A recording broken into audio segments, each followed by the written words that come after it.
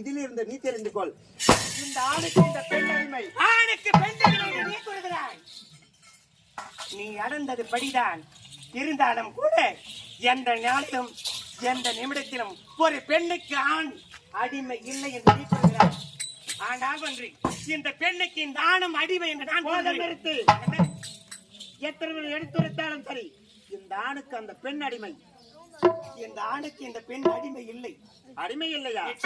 பார்வதா, இந்த ஆணுக்கு பெண் அடிமையில் என்று உரைக்கின்றாயே, நான் சொல்லும் வார்த்தையை கேள். இப்பொழுது கையில் வைத்திருக்கும் தங்க பெடைக்குள் சிறிய ஜீவராசி இருந்தது.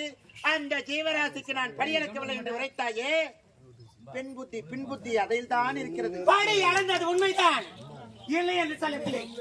பெண் குலத்தை இழிவாக பேசும் ஆண் மகனுக்கு நிச்சயமாக இந்த பெண்கள் அடிமை என்று நான் கூறுகிறேன்.